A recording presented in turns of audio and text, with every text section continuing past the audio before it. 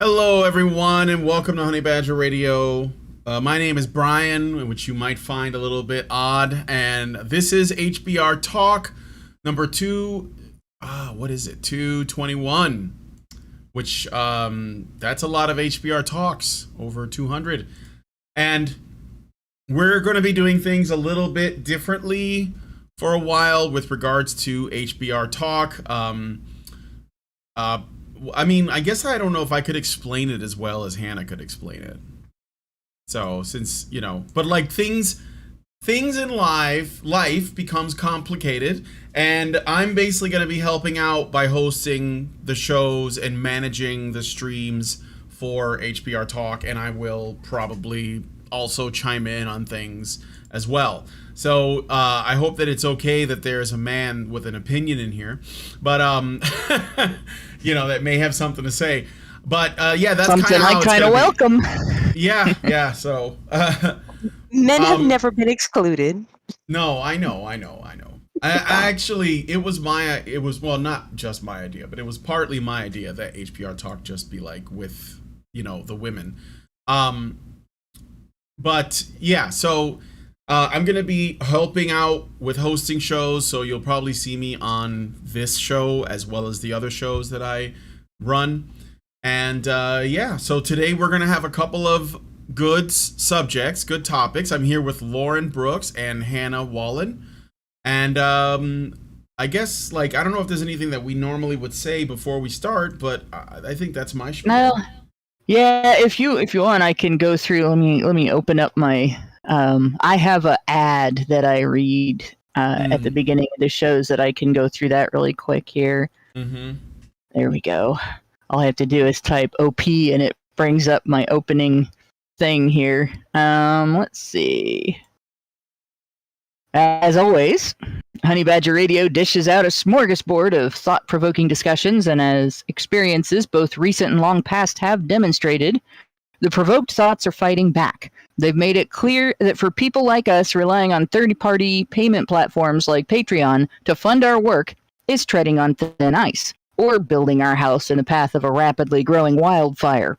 In light of this, we strongly encourage our supporters to switch at least their support for us to feedthebadger.com, the most stable way to help us out. And if you want to tip us directly instead of relying on any social media platforms tip jar, the link for that is feedthebadger.com/justthetip. And also, as always, the same risk applies to our social media platforms, which is why you should further provoke the thought police by tracking our thought-provoking discussions on honeybadgerbrigade.com, where you can find your way to all of our content, as well as a link to feedthebadger.com in the drop-down menu at the top of the page. So remember, folks, information is power. We have it, they hate it. If you want it, you've got to go to honeybadgerbrigade.com and check out the latest feed from the Badgers, and feed the Badger to help make it possible for us to share the news and analysis you come to HBR to hear. And that's it. Oh, well, that's pretty good. This is called a spiel. That is quite the spiel. Boilerplate. Yes. Okay, so I guess we'll just get into the topics, huh? So we got this sounds good. Yeah, we got two things that I think that Hannah and Lauren both want to share some thoughts on. The first is this article from Red State, which is entitled "The Discussion of Holocaust Victim Anne Frank's White Privilege Has Begun." So the idea is that there is a discussion about whether or not Anne Frank, who you guys might have read the diary of for school. I know I had to read that book. Yes. That she's privileged, and they're going to make this argument. Should I read through this? The article's not super long, so please do, because I immediately turned off at the headline. The headline. Yeah. Just white Anne Frank white. Really, this is where you're. Yeah. I just nah. I mean, so you couldn't argue that it's not the logical conclusion. You start from that premise of white privilege. That's where it's going to take you. Right. I mean, I know it's not rational, but the whole thing begins irrationally. Like when you start talking about white privilege or any of these demographic privileges. So where it can't go anywhere else. That's where it's going to go. And people are proud to say that. But okay, let's read the article. Just when you thought things in our society can't get dumber, the woke left said. So this is like a right wing website. So they're going to have an opinion or the slant. article is not showing in your shared video right now. Is it? It's not. So I'm sharing Okay. I'm sharing my browser. Okay. Yeah. Can you see it? Okay. Yeah. There we go. Okay. Let me know if it disappears. I can just drop a link. It could be like a Discord thing. So. Yeah, it's a Discord thing, I think. Yeah. Just when you thought things in our society can't get dumber, the woke left set their beers down and somehow managed to top themselves. Okay, no one actually thought things could get dumber, but you get the idea. Anne Frank, a victim of the Holocaust and whose diary has had a profound impact on millions of lives, is now being accused of having possessed white privilege. Yes, a young girl who was killed in one of Hitler's death camps was apparently part of the oppressive class because she had white skin and her dad owned a business. See, there you go. There you go. Right there. It is a communist thing. This is communist looking and the whole white privilege thing.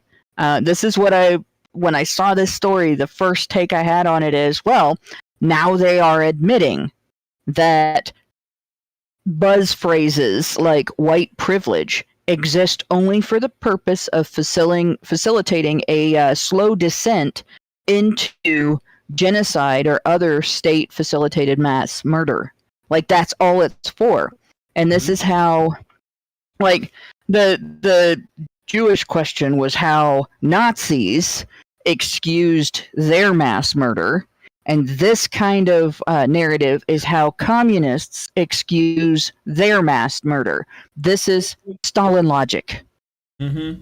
Yep. Yeah, well, yeah, that's the thing. Like, you basically pick a group of people, you decide that they are dangerous to you and the people that you claim to care about or defend, and then you dehumanize them over time by calling them oppressors, by saying that they're stealing from us, by whatever it is, right, that you claim. You just basically have a grievance with a group of people and you consistently repeat it until everyone has sufficiently decided they are less than human and that they deserve to be murdered, and then you go ahead and murder them, like, once you get into power. And by that time, everyone's been conditioned to see this demographic, whatever it is, white, Jew, it doesn't matter, as less than human and therefore deserving of, no less than death, basically. Right, right. And Biden essentially did that with the crime bill. And I believe it was his speech in Senate. And he basically said that the very same thing. All these people pose a threat to my family. And you know what I mean? It's just, that's exactly the same thing. And so he referred to it as a jungle. Like that just blew my mind. Yeah. Yeah. So, let's see. This wasn't just a fringe thing either. It actually trended on Twitter and caught the attention of TMZ. So here's a tweet from someone that reads, "Hold on, I want to make sure I say this carefully. Yeah, Anne Frank had white privilege. Bad things happen to people with white privilege also, but don't tell the whites that." And then someone named @VeryBadLinguist wrote, "Babe, wake up. They're calling Anne Frank a colonizer on Twitter again." Jeez. She colonized Auschwitz. Yeah, and then here's another tweet. I'm just going to wait for it to open. "This girl is totally fine. She had the option to hide, and that works every time." And there's a picture of Anne Frank. Wow. And totally worked in her case. Yeah, I'm sure it did. And then Commando Hot Dog says, "Yes, all white people are safe. Y'all really need to learn how to do better at this. No one is saying that Nazis didn't target white people, just that white people can hide behind their whiteness, whereas in Nazi USA, black people can't." Go tell black people the whites got it hard. I'm sorry, how many Negro Jews got killed in the Holocaust? Do we have a head count? Like, get out of here. Who are you hiding from? You're hiding from what? The KKK? I'm sorry, there's not that. I'm sure that you could gather a mob of black people much, much bigger than any group of KKK members that exist in this country today. In the 90s. In terms of whether or not the KKK exists, I will have to say I agree. There are feds out there. Yeah. I was going to say, in the 90s, we did what it took to make the KKK completely powerless and irrelevant.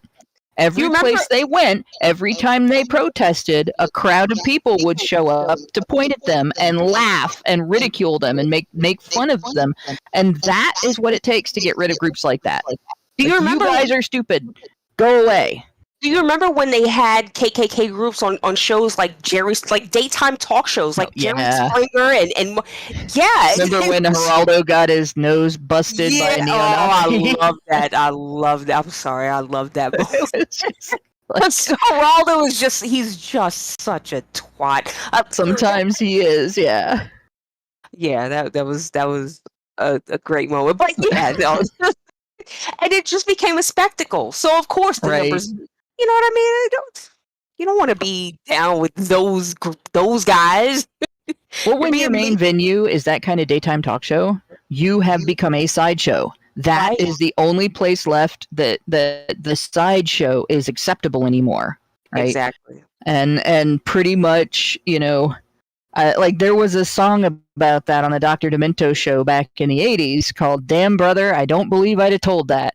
And it is relevant to this day. But yeah, this thing, like, it just blows my mind. Okay, so if you know anything about Semitic heritage, there are people of Semitic heritage whose skin color ranges from very dark in comparison to, say, the Irish, and whose skin color can go all the way up to about the same tone you would see in Ireland or even Scandinavia. There are some very, very white people who are Jewish, and there are some very, very white people who are of other Semitic origins as well.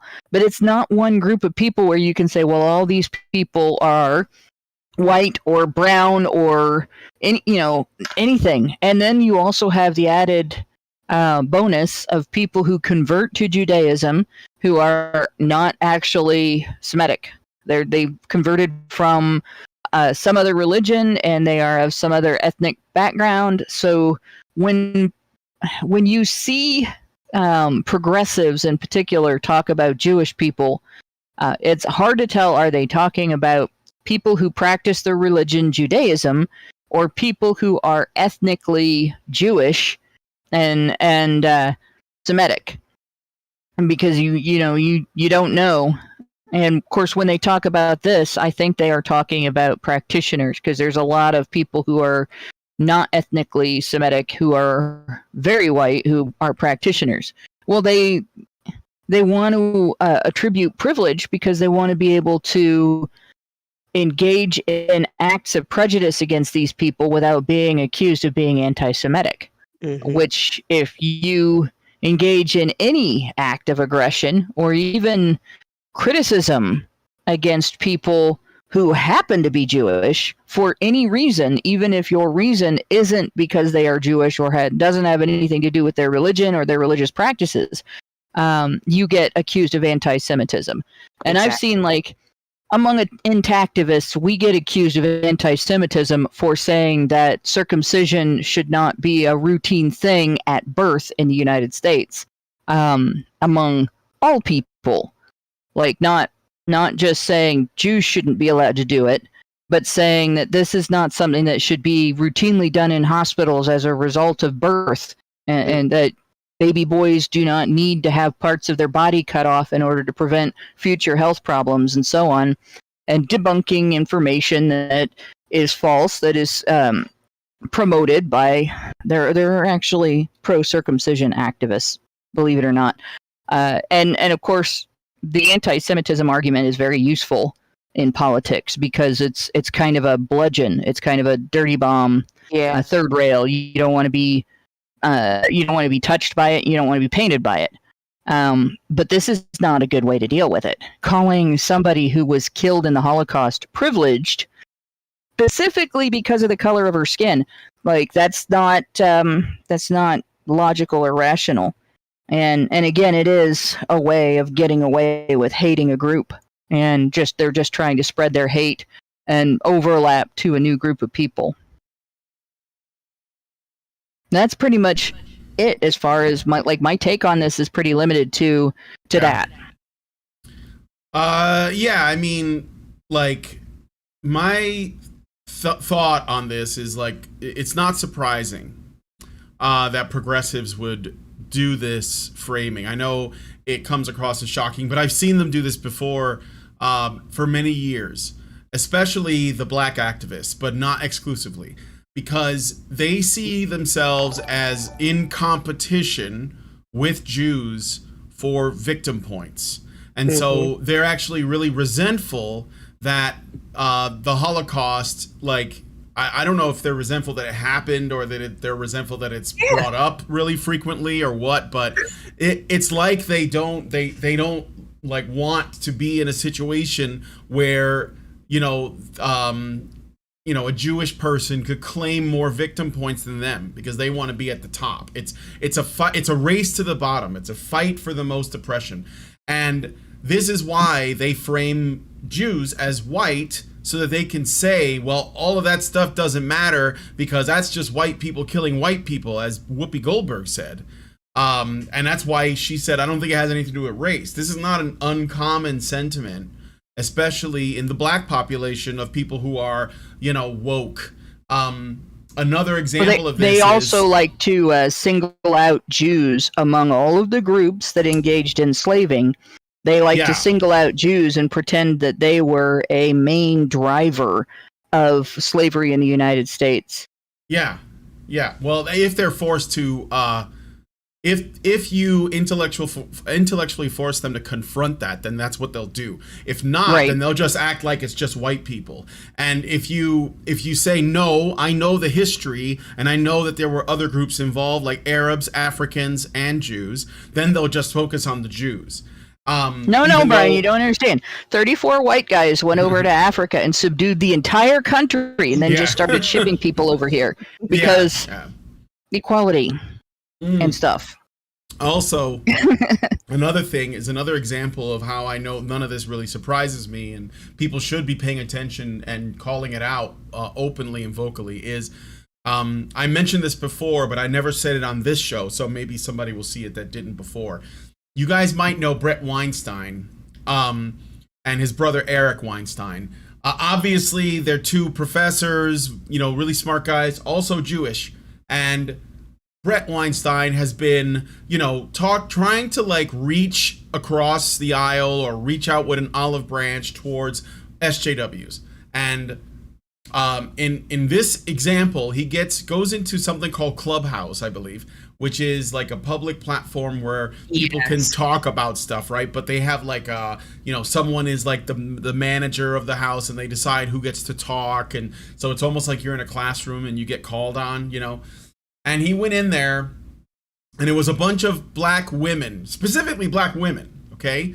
Which the gender aspect of this cannot be overstated, by the way, but it's specifically black women that were very angry, complaining about white people, demanding reparations, demanding people send money to their cash apps or whatever. Literally, that was happening. They were basically extorting white people or saying that they should extort white people for reparations. And Brett went in there and he tried to reason with them. And the way that he tried to do it, because he is like, or at least he was at that time, like a far left guy himself, he basically said, look, I'm not right wing, I'm left, I'm actually far left. If you ever essentially trying to say you and I are the same, we're both commies, let me in your club. And then he said, and they said, we don't care because you're white. And then he said, well, I'm not even really sure that I'm white because I'm Jewish. And they said, that's just spicy white, which is basically like, we don't care that you think that you get to slip out of the box that we have put you in because we hate you. We hate you no matter what. Okay? So, and I heard that, and it didn't surprise me either. Actually, I was angry at Brett Weinstein for putting up with that crap. But, because I thought, oh, you're just trying to say, look, guys, I'm one of y'all. It's like Saddam Hussein from the South Park, right? Like, come on, guy. You know, and I'm like, no, you don't do that. Because you're validating their position. You're saying, well, you want to hate. Well, if you want to hate white people, go ahead. But I'm not one of those guys. I'm your friend, right? It's like, no, that's bullshit. Like, this isn't even like a debatable topic. It's like hating people on the basis of whatever. I know that they'll call it whiteness, but ultimately they're not even interested in that. They're interested in power and money. It's just wrong. So. See, where Brett failed is that he's a logical guy, right? Like I like to think that he's a somewhat logical thinker. He went into this space trying to use a logical argument against people who are just completely illogical. Yeah, You're never emotional. you're never gonna beat them at their game. They're gonna use their rhetoric to beat you down because ultimately you will capitulate to their terms because you just want to be accepted. You just want to prove that you deserve that seat at the table, right? So you will humble yourself and stifle yourself and say, yeah, okay, right, no, right, I'm just a white man. I shouldn't say anything. Oh, let me shut up. No. You know what I mean? The only thing that people respect is people who respect themselves and say what they're going to say and don't, fall for this. And, you're not going to stop me from expressing my opinion. I don't care but that maybe, I don't know, maybe that's just me. Because I'm not trying to appease to anybody. I'm not trying to make friends out here. I got enough friends.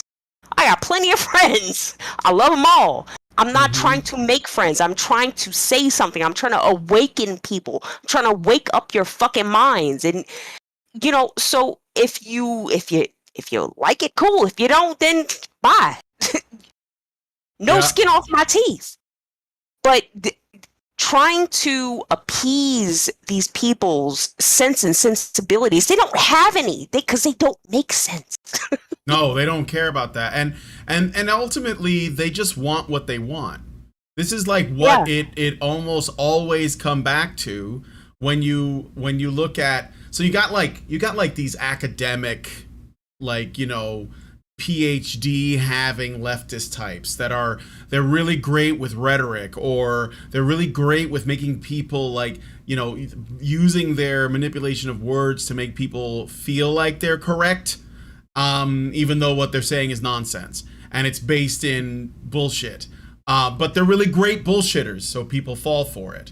So that's like the intellectual end. But on the other end, you have people who see this set of ideas as simply a means or a tool to get what they want. And they have convinced themselves that they're entitled to whatever it is. And you could say whatever it is. I want my student loans paid for, completely. I want my abortion on demand whenever I want, anytime between, conception all the way right up to birth. And I want it paid for by the state.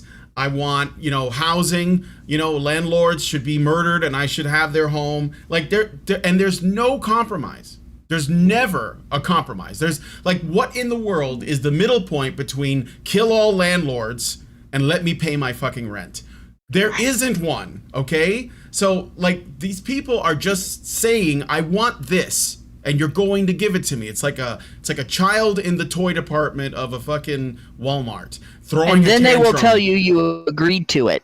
And then once they get it, then there will be another step farther over the line into violating your human rights that they feel entitled to. Like, there's not an end to this. No. Until everybody that they disagree with, or everybody that they feel superior to, is dead. Yeah. And I mean, even what they're asking for now is already a violation of other people's rights. because they want it paid for by other people. They want it paid for by men. And that's a violation. And you can say whatever you like about that, but the truth is, that is what that boils down to, because there are men who have to pay for things that they did not agree to by force or else. So that's ultimately what this comes down to. And, you know, these people will do it because they, and of course, just like Hannah said, it's only going to get worse. They just ask for more. They want it faster. They want it now. They want it bigger. So you basically give them like Section 8 housing, and then they want like a house. And then they want like a flat screen TV, and they want a cell phone, and they think they should have a car, and they think that and they'll call all that basic needs. That's what they do now. So, you know, there's no end to it. It's just a tool that is used to get what you want, and there's no compromise assumed. Nothing. So, you know, and whoever they have to point the finger at to blame is who they will point the finger at. And that's, I think my final thought on this is the same thing I've been saying about the race conversation from the beginning. The race conversation exists specifically to obfuscate the gender conversation that should be taking place. The fact is that all of the grievances of race activists and people who whine about oppression and people who whine about white privilege, all of it exists to essentially make it impossible to talk about men, because anything that affects men of any color, right, is a men's issue most of the time. But they make it a racial issue, and then they offer no solution. So you have like a black man, as an example. He was born into a family without a mother. He was abused. He gets involved with gangs and criminality because he's looking to, you know, find a place to belong. He ends up getting a girl pregnant, or not. He may end up in jail. He may end up addicted to drugs. He may end up taking fentanyl and trying to pass off a counterfeit $20 bill, and then ends up getting killed by the cops, or at least dying in an altercation with police. And what do the black activists do? Do they come out and say, you know what, I think there's a problem with broken families that's leading to these other issues? Or do they just say it's white supremacy, give us money? And of course, they just say white supremacy, give us money. And then where does that money go? Well, how many mansions did they buy? How much did they just throw away? Nothing Just gets a note. solved. None of those mansions, like all of the news stories that we saw about those mansions being purchased, they were all purchased by women, right? Women exploited this issue for money. Men died, and women exploited the issue for money. Women who were not related to them, women who were not involved in their deaths, women who were not involved in their upbringing, women who wouldn't have given them the time of day if they had met them on the street while they were alive, women who would not have raised children with them. They might have, well, drunk or high, had sex with them, but then they would have either aborted their babies or raised them in single mother homes. They would not have made families with them. And then they exploited their stories, their situations, their experiences, their horror, their deaths for money, and bought mansions for themselves and their families. Yeah, so that's the reason why I think that this is like a subject that needs to be like chipped away at, because if you can't really talk about the plights of men in general if you're getting like hung up on these racial things. So they'll, you know, that's honestly why feminists, by the way, if you haven't noticed, when feminists criticize MRAs, they say, if they cared about men, why aren't they talking about white supremacy and, you know, black men's treatment and the, you know, the high rates of prison, you know, arrests and things like that. And they use that because they're trying to like get the audience they're speaking to think, oh, MRAs don't care about black men. They only care about white men. Oh, they're racist, right? It's white supremacy. No. But if you want to solve a problem of any kind, you have to like understand what all is involved in the problem. So if we know that 95% of all incarcerated men grew up in a fatherless home, and likely had a lot of trouble with their, family members. If you know that, then you're like, that looks like something worth fixing because that is the most consistent statistic across the board. But these people want you to be like, no, you should just be saying white supremacy and getting paid. And that doesn't solve any problems. It doesn't actually solve any problem. It just lines your pockets. If you sell and you your can soul do like it that. forever. Yeah, and you can do it forever because you perpetuate the same problem when you misdiagnose the problem. So it's going to keep happening, and then they get to keep pointing at it and saying white supremacy is stronger than ever. But they're the ones that have caused that. And I'm interested in ending that, or at least reducing it. I don't think you could ever eliminate it completely, but You know what's funny is when you bring your car to a car dealership and they screw you around like that, that's kind of why car dealerships have bad reputations, right? Mm-hmm. That's why we have lemon laws. Right. But Yeah. woe be the one dealership that actually wants to try to do the right thing, but they just have it. You're just doomed because you just have this bad reputation in general because of, it's what they say, one bad apple spoils the bunch. Yeah, well, Yeah. I mean, and obviously, like, when it comes to MRAs, like, feminists want to find one bad apple. And honestly, if you're looking for the one bad apple in any community or group or whatever, you're gonna find one. And then they'll find some bitter guy that could be connected to the men's movement, and then they like magnify his voice and his presence and say this guy represents all of them. But that's because they don't actually want to fix anything. It's just like I said, they benefit from this chaos and pain, and so they're just gonna keep perpetuating it. Honestly, what they're doing is very much like if oncologists just told everybody that cancer is caused by original sin, and you have to come in and pray with them and give them money, and it'll go away. And no research needed to be done. You just give them money to continue to pray with them for your cancer, and that was it. And then turned around and shamed anybody who said otherwise. But they don't do that because they actually want to treat people who have cancer and bring it into remission. And there's a shitload of research being done on how to prevent it or cure it so that remission is never temporary. And that's because they actually, the people involved actually want to do something about the problem. Mm-hmm. Yeah.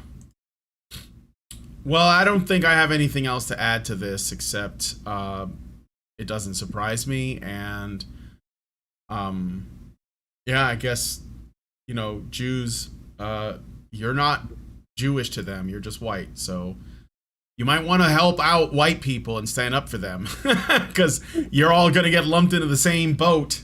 Or train or shower or whatever. You've already seen what happens when they start pulling this shit. Don't let it happen again. Speak up. Yeah, exactly. Speak up. All right, so let's go to the other story. So this is from a website called thedrum.com, and the title is EE kicks off Hope United campaign to tackle online sexism. So what is EE? EE, I think, I could be wrong, because this is a UK thing, I believe, is a British national mobile network operator and internet service provider. So it's like Verizon or something like that, but for Britain, I think. AEE. AEE, yeah.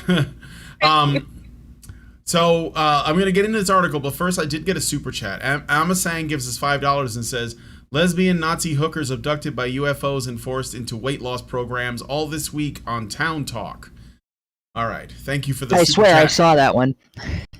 That sounds like a Kentucky Fried Movie quote, but I'm not really sure. It might be. Yeah, it might be. I mean, I haven't seen that movie in years, but all right. So there is a video to accompany this. I think we'll watch the video first. It's right here. And then we'll, talk a little bit about what they said. Let's take a look. It's about a minute and a half. This could be a problem.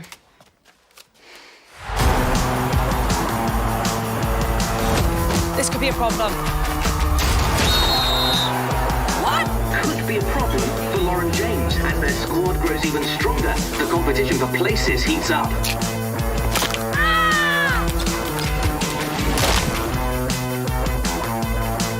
That's definitely a problem.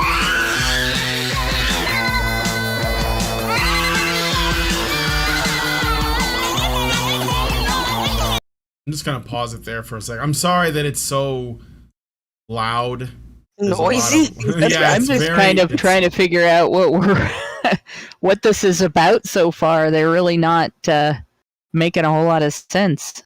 Well, I think what they're trying to do is they're trying to show that these women in sports, I guess they're footballers, are, they're constantly getting injured and hurt, and they work really hard, but they're also, mothers, and they have like their personal life to manage. It's basically women have it really hard, right? Because they're women, and they play sports. Just like male athletes. I mean, they would argue no, but they're not going to show the kind of shit that male, athletes deal with. They're just going to show us the women's side. And it's funny because they're trying to get us to support them emotionally. But that would mean that we would have to see them as vulnerable, and yet they also want us to be convinced that these women are super tough at the same time. So I remember being on the sidelines at a football game when a guy I went to school with got knocked out on the football field, like knocked completely unconscious, and he got up. Like I will never forget the look in his eyes. Like he was not there. There was nobody home, and he got up and stumbled like a zombie to the sideline so that he wasn't laying around on the field, and then just fell over. Yeah, and like they're complaining. I'm sorry, but this is the norm for sports.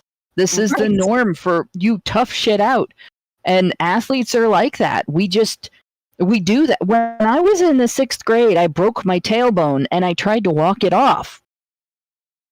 This is what we do. And if they're bitching about it, that's their opener. I'm already not sympathetic. I don't know that they're bitching about it, but I think they're framing for the real message was at the end. So it's framing right now. So let's play the rest or more of it.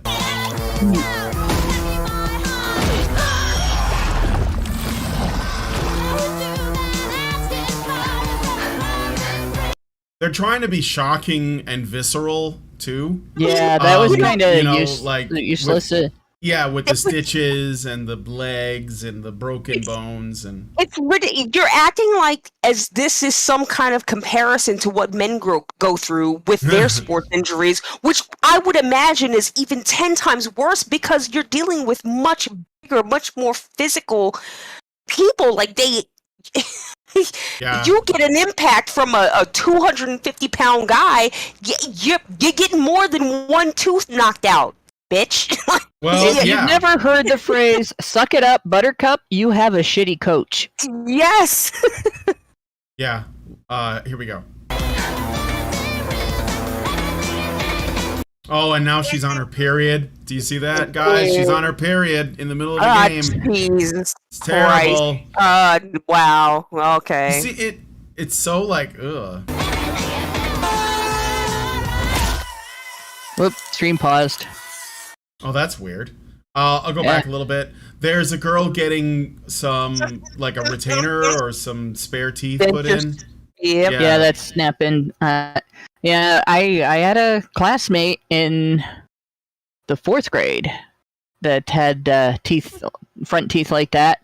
I don't know if it was done the same way back then because we're talking like 1982, but it wasn't from sports. He was the friend of mine who was in Ohio because when he was 8 years old, his mother just packed bags, picked up everything, and fled California with her kids after finding out he'd been jumped into a gang at 8 years old. So he had no front teeth. They were knocked out, and that was we didn't like nobody complained about that. But I like the guys that played football at my school had injuries like that all the time. We had a girl that tried to play football, and she did fine in junior high, but her freshman year she got her collarbone broken because the guys were bigger and heavier, and that was kind of the end of her playing football. This is stupid. Yeah. Well, here comes the message. The message. Oh boy. Can you It's see paused it? again. It's paused. That's weird. I don't.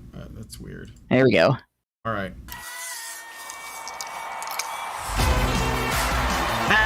It's doing it again. Could be a problem.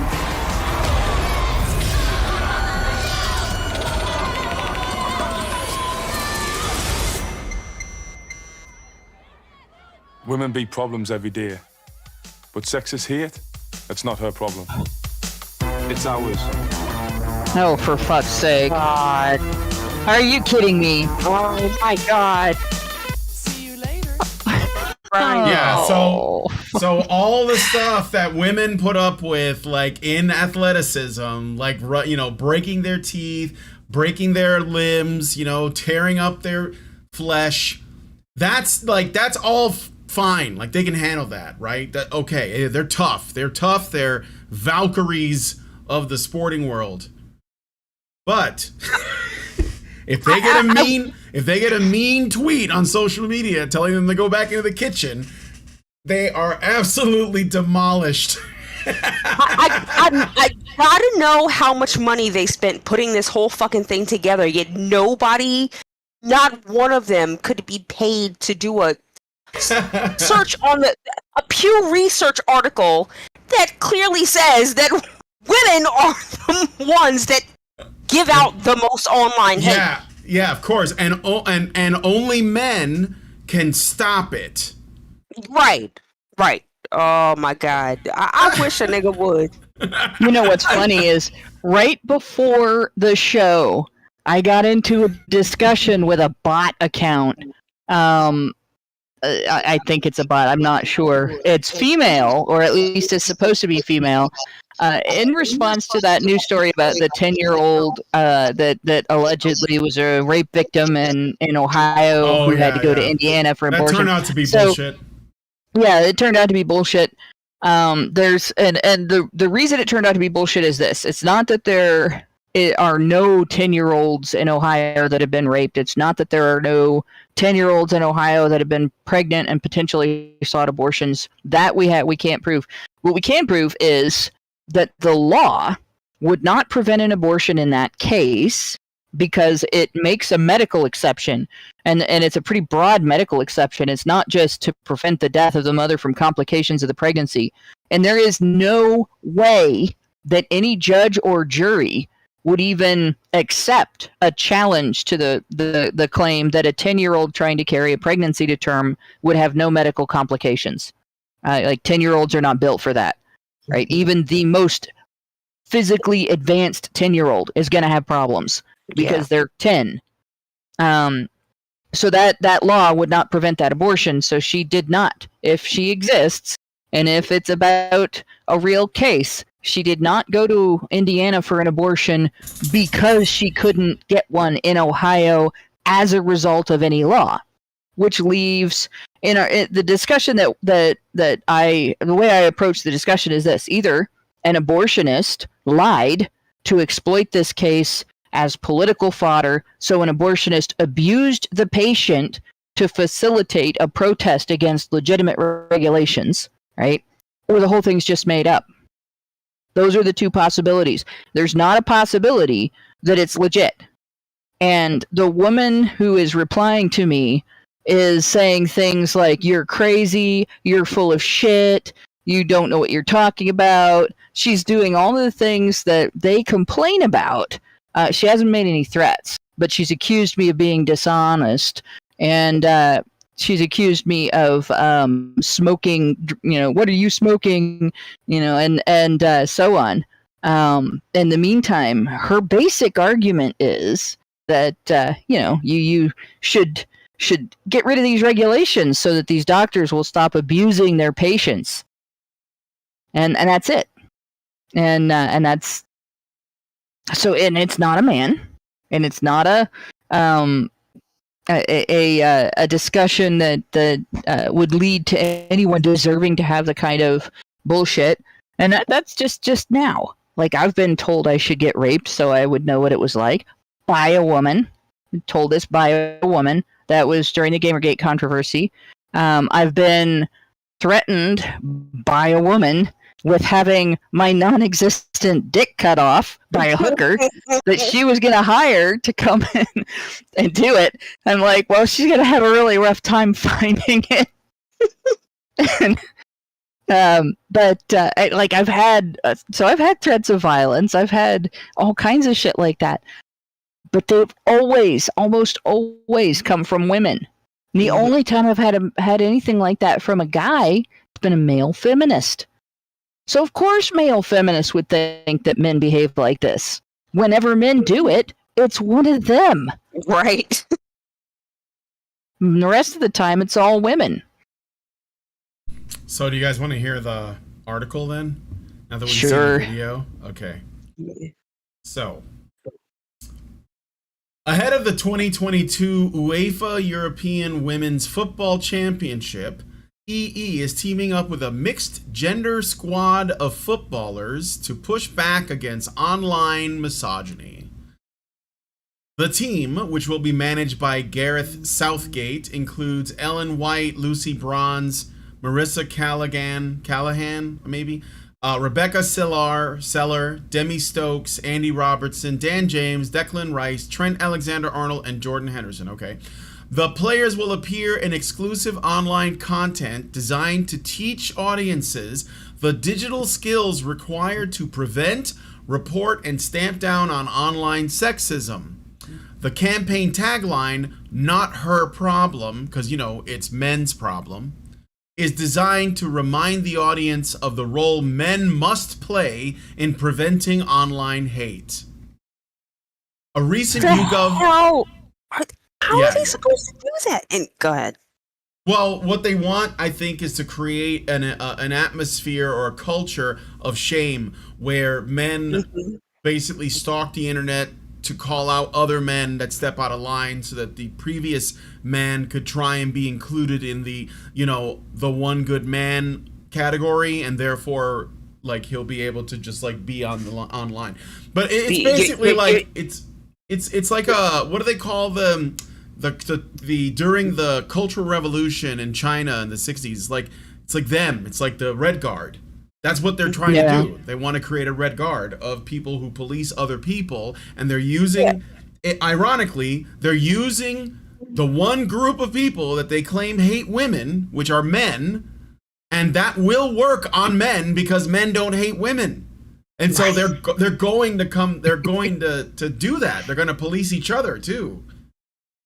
This is just basically a really long admission that online thought policing is yet another thing that women are not good enough at doing, that they can do it without asking for men's help.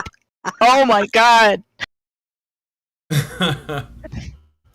Yeah. But actually, it's if you think about it, you're getting your slaves to enslave themselves. So it's kind of like they're doing their work for them. They don't have to do anything. It's that they're killing themselves. They're standing back saying, "Oh, look at what we did to these look at these silly boys over there." They're just falling over themselves to try to protect the women who don't respect them in the first fucking place. Yeah, and also, by the way, this won't actually solve the problem. It won't even reduce it much, because most of the online abuse that women experience, most of it is done by other women. There's But not only that, it's subjective. What do you think online hate is? It varies from person to person, right? Yeah. What offends you might not offend me. So how are we determining this thing called hate? You know what I mean? It's just, where's the gauge? Where's the meter? And who's in control of it? Because it just seems to be this anomalous blob, right? It's just like, oh, women doesn't like it, so it's automatically hate. It just falls into the hate category because a woman didn't like it. Doesn't matter what it was, what was said, who said it. A female-bodied person, if these are the terms that we're using, I don't know now, but if she don't like it, it's lumped into the hate category, and it's got to be sent through the fucking wash because it's dirty. Yeah. Well, and it's only feminist-approved women, right? Because the minute that you have a disagreement as a feminist disapproved woman, you get relegated to the category of man, real quick. Yeah, you're no longer a woman.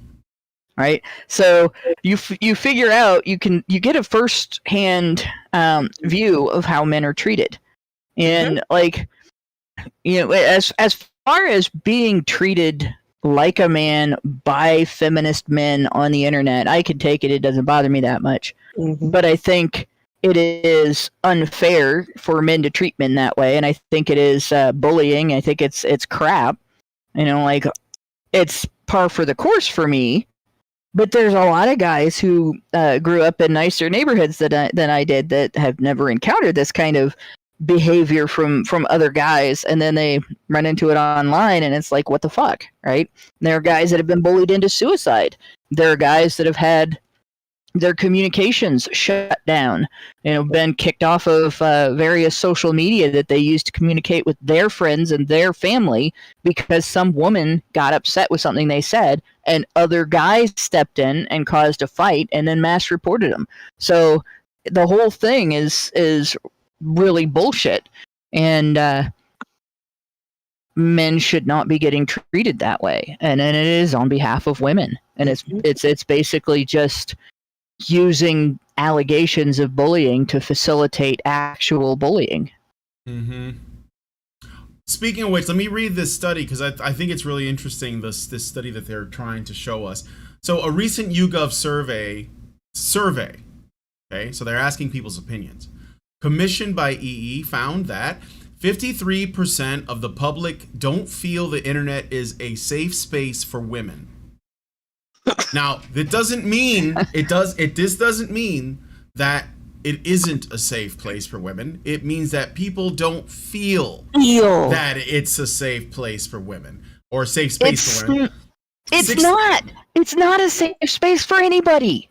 It's public. It's being outdoors. It's the computer version of being outdoors. It's like, not a safe space. You should be alert. It's like real life, but you're just typing behind a screen. It's kind of. I mean, in real life, you could get your ass beat, but online, no. I mean, unless you put your address out there, then no, ain't nobody gonna see. But then we're back in real life, but then we're back in real life. And then they say, kind of article like this, you should be able to replace the internet with the great outdoors. The great outdoors is not a safe space for anybody either, right? If you can't, if it's not true when you replace the internet with the great outdoors, then it's not true. Yeah. Then they say 62% also believe that not enough is being done to tackle online and offline misogyny. Okay. So now we're going into the real world. And again, this is all feels. This is basically like you ask a bunch of women, because I'm sure that's who they asked. They didn't ask men to answer these questions about whether or not the internet feels like a safe place or whatever. So they ask a bunch of women, do you feel like that not enough is being done to tackle online and offline misogyny? Women are going to they're going to love saying no, that there needs to be more. They're going to love it because they they absolutely value security and safety. And even when I say that, like, none of this is guaranteed. So it's not even about objective safety or security. It's about feeling safe. And because these people are insecure narcissists, they never feel safe. And so they will almost always say not enough is being done. So, like, these studies are useless. They're absolutely useless. As a result, go ahead. I was just going to say, I mean, how many people did they even sample? Do they even say? We don't know. It doesn't say here, but I mean, anything 53% that 53% of the 10 people that we that took the survey. So like half, and like part of someone was like, I don't know, maybe. But like the thing is that with these surveys, they're not that useful because you're just getting like people's feelings. Like that's not, you can't measure anything objective based on that. And then not only do you have to know how big is the sample size, but like where did the sample size come from? Are we talking about are we talking about teenage girls? Are we talking about college age girls? Are we talking about senior women? Are we talking about like college girls that are all like majors in gender studies? Because guess what they're gonna fucking say. So like the other aspect of this is, all right, if it's not okay to talk to women like that on the internet, if it's not okay to say things that women consider to be misogynistic, fine. Is it also not okay to say things that men consider to be misandric? Because telling somebody that you're going to send a hooker to their house to cut their dick off because you're angry about something that they said about the law is pretty misandric, I think. And I haven't heard these people complain about that kind of behavior at all. Of course not. And also men don't complain about that kind of behavior because they have balls. No, they usually laugh about it. Like, well, and like, I'll be honest, that's what I did. I laughed my ass off. Like, okay, you send somebody to my house to cut my dick off. We'll see how that goes.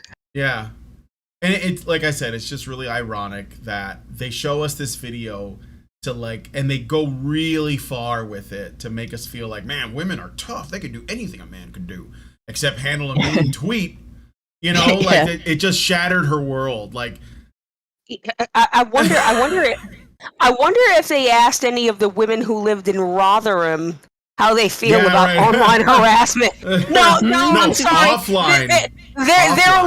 They're a little too busy dealing with the very in real life actual harassment and much worse things that the police seem to not want to do anything about. I mean, if I lived there, I would just carry an air horn, and anytime anybody engaged in that kind of behavior, I would turn around and point it at them and set it off.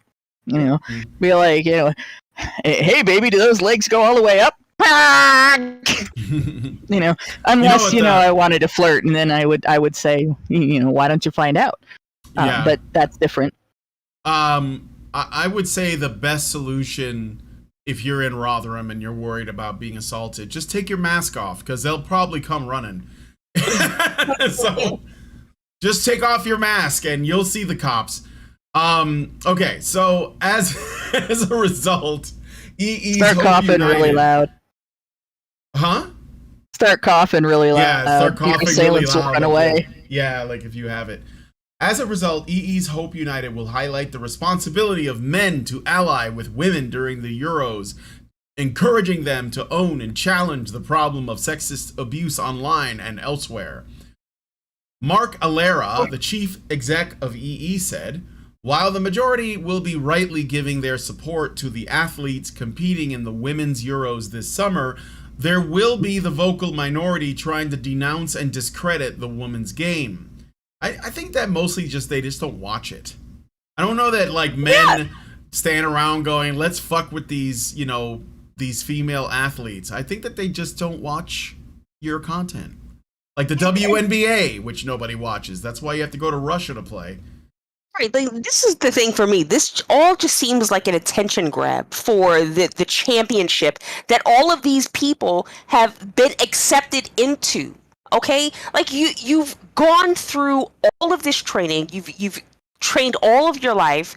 You've made it to this point, And it's still not enough. You've got to find some other way to draw some attention to yourselves, because just being the best at what you do is not enough, because not enough people care. You know what I mean? Like, come on. Yeah. Well, yeah, I think that's kind of what, and also, it's kind of an empty gesture. Like, you can't, unless you're gonna really turn the internet into a police state, you're not going to be able to make this go away. And what we're going to see is, like, even if you could get all men somehow to be like either banned or their ability to talk to women severely reduced so that women no longer can experience sexist comments from men, mostly their life's not going to change that much. Not only because comments online honestly shouldn't be affecting your life, but also because most of the hate they're going to get is going to come from other women. Because that, and not just most of the hate, but some of the most vile hate. Like the most, like the way that women come after each other online is on a whole other, like a guy saying go back in the kitchen, that is nothing compared to the shit that women will say to other women. I mean, they're going for psychological trauma. They want to destroy you. It's just like the difference between a street fight between two men and a street fight between two women. When men get into a street fight, ultimately they're just, one man is just trying to dominate the other man. So pin him down, get on top of him, get him in a hold and make the other guy submit. That's usually how it goes. And then if the guy submits, then they break it up. And then, usually they make up afterwards. But when women get into fights, they want to leave scars. They want to remove ears and eyeballs, and they want to tear out the weave. They go for fucking broke. They'll draw a knife on each other. It's just a different thing. It's like the prehistoric woman in the cave. And there's and she's got her children, and there's like this guy from the other tribe, or even a woman from another tribe that goes in, and she will murder her. So, it's just different. I was just going to say, they don't even care if their children are around, right? Yeah. They'll throw their children as a distraction.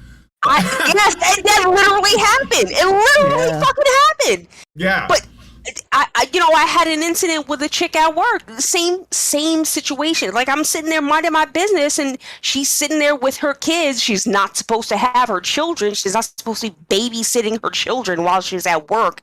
Anyway, she's on her way out, right? That's and ratchet. she had some idea in her mind that I was, I don't know, in some way, like, laughing at her, I guess. She dropped all of her possessions in the middle of the walkway, right? Turned around, left her kids like right there, right? Just turned around. If you got something to say to me, then you come and say it to me, blah, blah, blah, blah, blah, blah. I'm like, I didn't utter a word. Just the fact that she would do that in front of her children, like she had no control over her emotions, over anything. You know what anything. She should have taken her kids home. Judged because she knew she was doing something wrong in public. Exactly. And if she had any kind of humility about her, she would have taken her kids home and addressed the situation the next morning. But no, she chose not to do that. She punched off. She's off the clock. Right? So now she's turned around and she's coming at an employee who is on the clock. And I was very much ready to jump the fucking counter and beat the bitch's ass. But I restrained myself.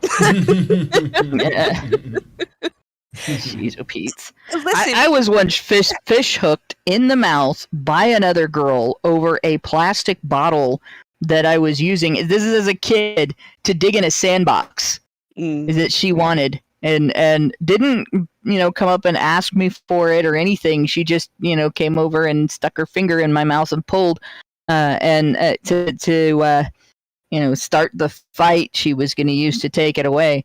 And then she wasn't satisfied with how that went, so she came back later with her sisters.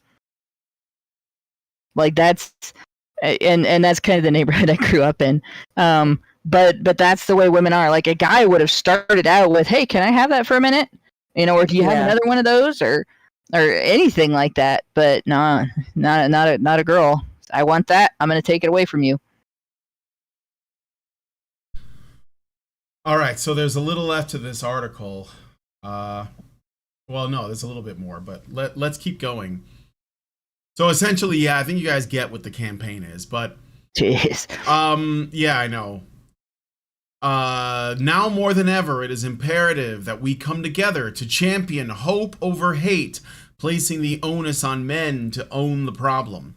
This is why EE Hope United will continue to help shape a safer online world, giving others the confidence and know-how to help call out and put a stop to online sexist hate.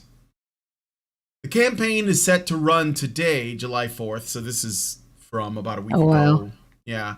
And throughout the Women's Euros, featuring on EE's social and digital channels and displayed in OOH destinations across the UK, including at Birmingham New Street, Liverpool Lime Street, and London Waterloo Station. Hope United was created by, I don't really care about that. I'm just gonna, so they want to end online hate. In addition to the core publicly facing elements of the campaign, EE has partnered with Hate Lab to provide each player with their own personalized Hope United shirt. What the hell is Hate Lab? Wait, what? Hate Lab? Hate Lab sounds like a company that was created to capitalize on these narratives. Hatelab.net is a, let's see, I'm gonna put this on the screen so you guys can see it. I'll accept the cookies, fuck it. About Hate Lab is a global hub for data and insight into hate speech and crime. We use data science methods, so they use the science guys, including ethical forms of AI to, yeah, I'm sure these people are always talking so much shit, to measure and counter the problem of hate both online and offline. The Hate Lab dashboard has been developed by academics, oh, I love academics, with policy and practice partners to provide aggregate trends over time and space. That sounds futuristic. The dashboard is being piloted within policing, government, and civil society organizations. I bet these guys have a really high ESG score. We are funded by grants from the Economic and Social Research Council, part of UK Research and Innovation, and the Alfred Landecker Foundation. So yeah, the science wing of the thought police. Yes, measuring thought crime to help facilitate. So I don't know if you guys remember me talking about the feminist advocacy research scam, where you create feminists create a issue by talking about something that happens in society as if it only happens to women, or it's only a problem when it happens to women, or something that isn't a problem as if it is a problem because women aren't excluded from experiencing it, or something that is experienced by everybody that's a benefit, not being for women because men get it too, things like that. Then they push fake science that is usually very, very self-supporting. So instead of them having anything that is actually evidence, they'll have an essay written by some feminist, and they'll use that to take a truth out of, like we'll say this is a truth, and then they'll base that as a premise. They'll base their research on that, and they'll tailor their research to confirm it, and then they'll bury that tailored, biased research under a string of citations from other research until you get to something that you don't know where all of the truths that they're basing their work on come from. And then they present that to the public. Look, this set of statistics proves that this is a problem because, misogyny or whatever. And then they lobby for law and policy, get the law and policy set up so that it funds more similar research, and wash, rinse, repeat. Look at this terrible problem. These laws and policies that we lobbied for didn't solve it. Here's some research to prove it's still happening and still bad. We have to have more change and more money. That's what this is. That's exactly what this is. This is the science part of that. And that's why and of course, stuff like this comes across as very legitimate, and they use it to essentially lend, more credibility to their claims about basically the interactions between men and women in this case. And I'm sure that this, simply just being called Hate Lab, it covers all of the progressive causes under one umbrella. And it just so happens that they're the experts and they're the people you're supposed to go to. They'll tell you when someone is experiencing, hate online. So if you're demonizing men, for example, and you're a woman, that's not going to count as hate. They're just going to say, oh, well, men have systemic power and women are punching up and blah, blah, blah. So we're just going to ignore that.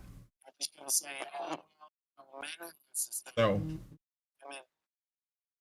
All right. I wonder if they are, because this seems to be, they said somewhere that it's like a global organization.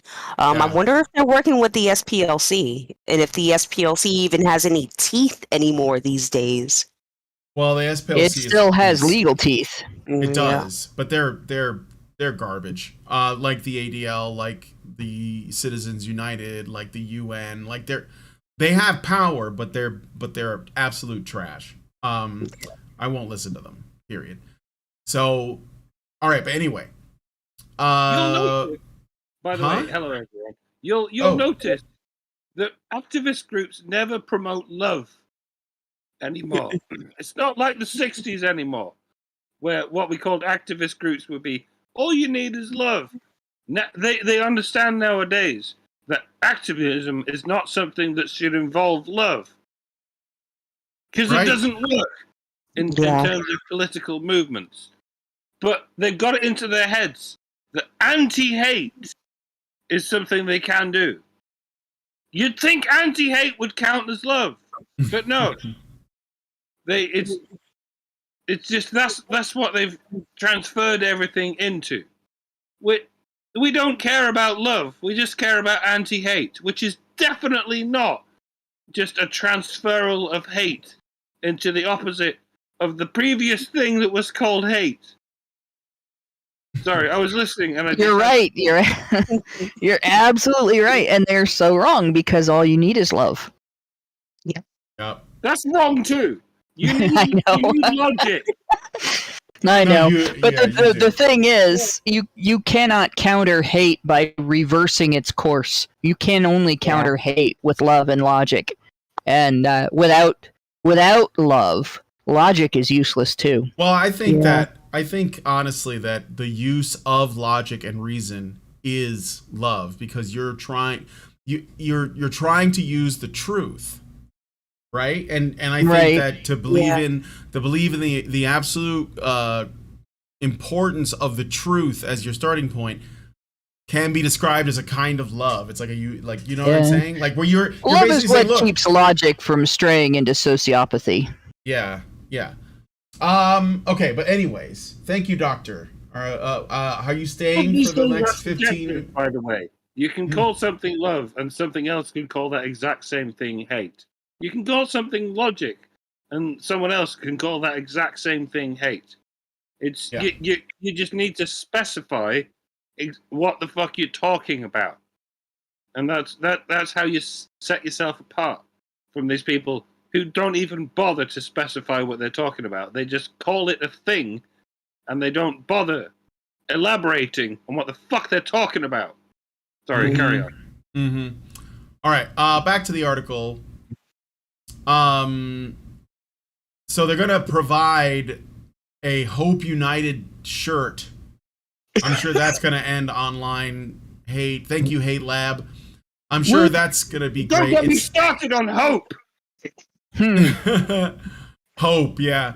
Using behavioral data, which scrapes information from each player's social media account, The shirts show a visual representation of how people are talking about them online, translating emotions associated with various sentiments into a visual color and style, creating a unique design for each squad member. The shirts will be available to purchase, with all proceeds going to anti-bullying nonprofit CyberSmile.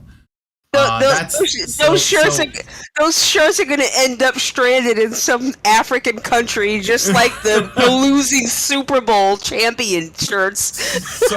So the shirts are the ones that these guys are wearing in the ad, I think. No, maybe not that.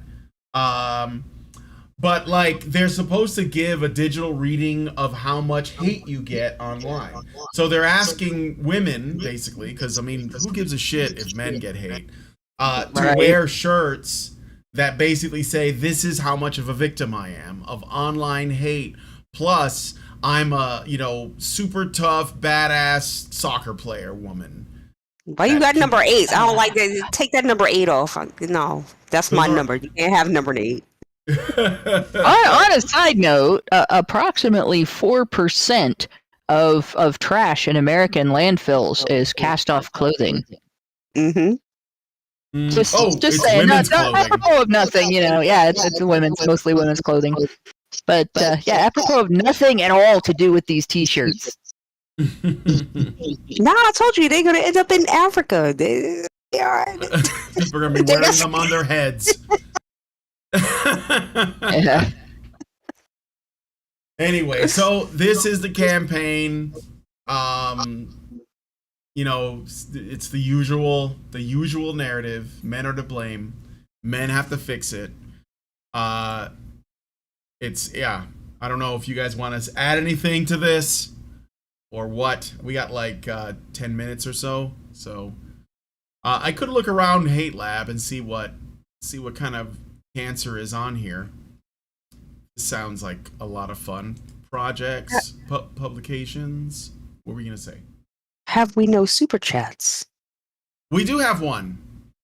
I have a super chat from Albert Nader Retro for $5 Canadian, and he says, I'm gonna get an op-ed about boycotting Thor Love and Thunder. I'll send a link when it goes up. Have Hannah or Lauren seen the trailer?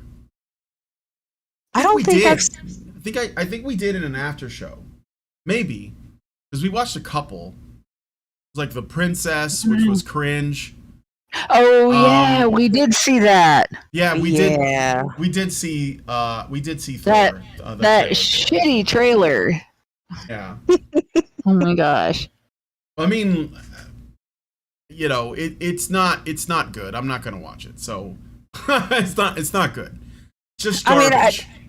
I think Hollywood is scrambling to get anything they can, especially because of COVID. They're trying to make up for lost time. Yeah. But that doesn't excuse them from making a good movie.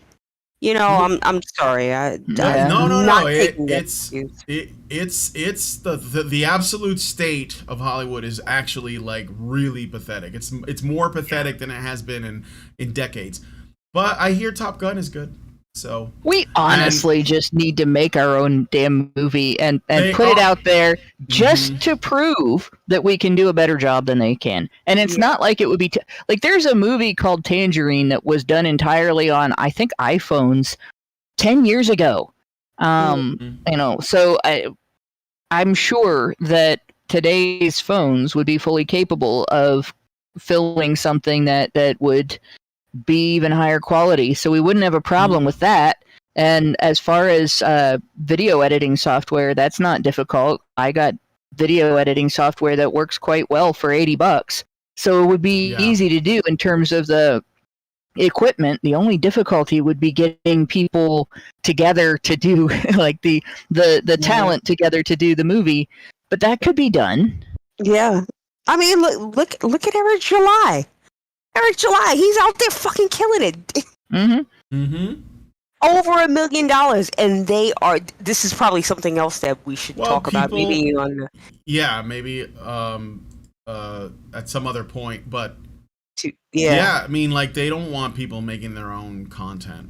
So no, and I don't think we should be paying attention to what Hollywood is doing. I think we should just be either seeking out, our own content, like that independents are making, or people that are at Right. least like that at least like admire, like love and respect their fan base. So like Tom Cruise's Top Gun movie, he was extremely grateful. I haven't seen it yet, but I'm hearing a lot of good things.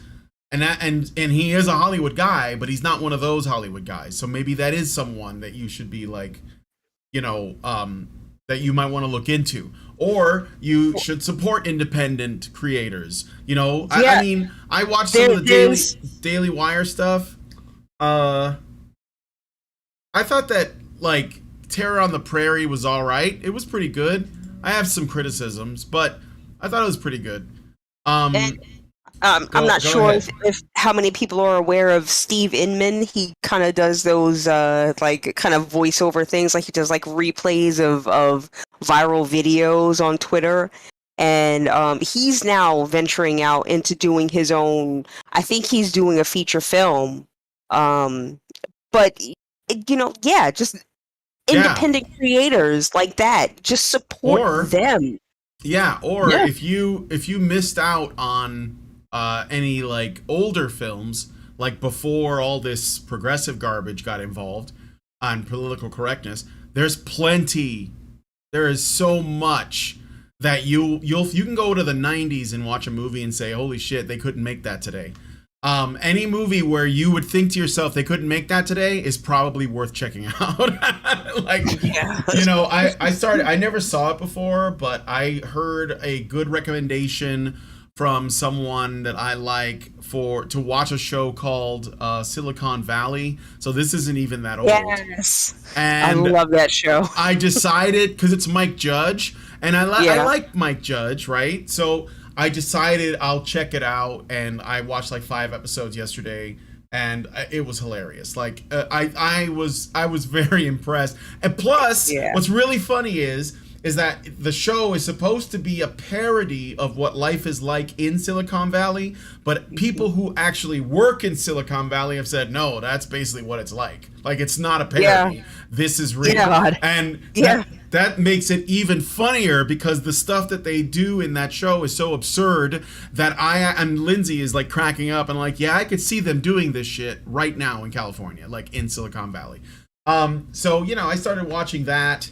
And so far, I'm enjoying it. So if you guys have suggestions for any classics, for any independent work, for anything that's coming out of like the I guess you could say the not just like the little Sundance Film Festival films. I know that some people have a focus on those, but I'm talking about the work that comes out of like individuals that have previously never done this before, and they just want to like try and change the landscape. Like, support them and share them. Tell us about them, because that's the only thing that's going to make the culture shift.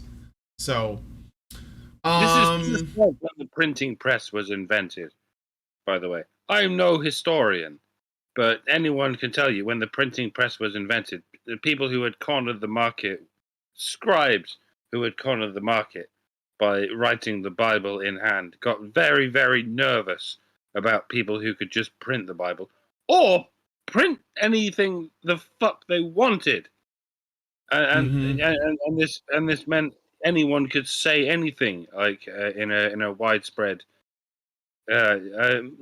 medium, and this got everyone who scribed things to go, the printing press is the devil's work, and if you even indulge in it, we will hang you by the bollocks and hang, draw, and quarter you. It's the same thing that happened when the Iron Age took over from the Bronze Age. Like, we thought it was just us in major cities who had the ability to smelt metal into weapons, but now any Tom, Dick, and Harry can smelt iron into weapons, and this is the devil's work, I tell you. It's the same thing now. If most of us don't listen to the television anymore, but if you ever do, they won't waste time in telling you how evil the internet is. Everything on the internet is wrong. Just carry on listening to the television. The television will tell you the truth, and everything on the internet is wrong. And it's so transparent. It doesn't even make sense because everything on the television is controlled by giant corporations who are all bottled through the same few incredibly rich motherfuckers. Whereas the internet is not. Yeah, a lot of stuff is wrong on the internet, but there's millions of different sources on the internet. You can find one that's wrong, and you can find a different one that's right. And this is how things evolve.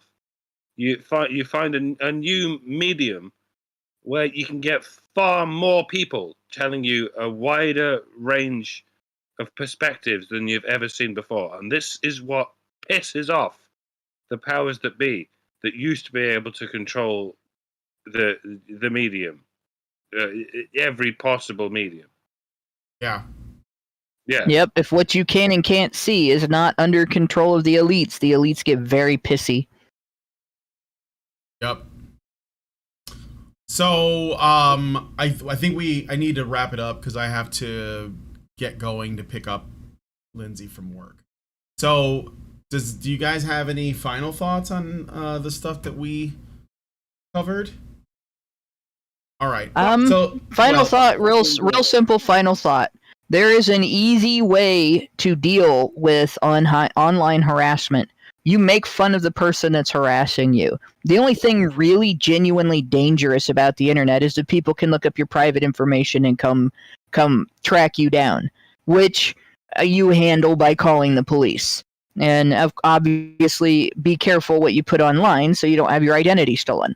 It's not a safe space, and it's not a safe place. And you treat it like you would treat any other public area, and you'll be fine. That's it. All of this other bullshit is just a grift. Yeah.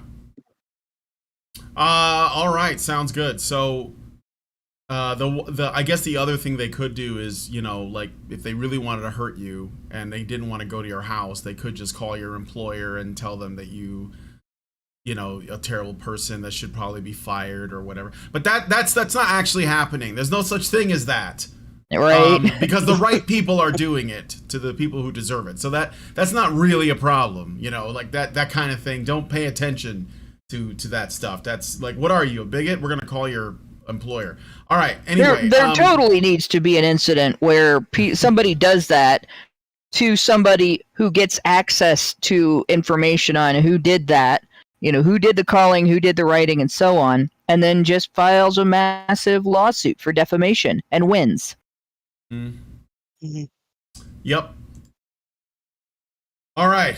So, I guess we're going to close it out. If you guys like this video, please hit like.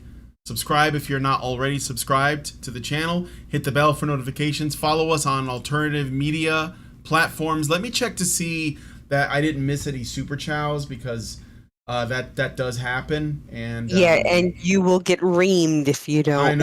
I know. People like freak out if I don't check it. It's just okay.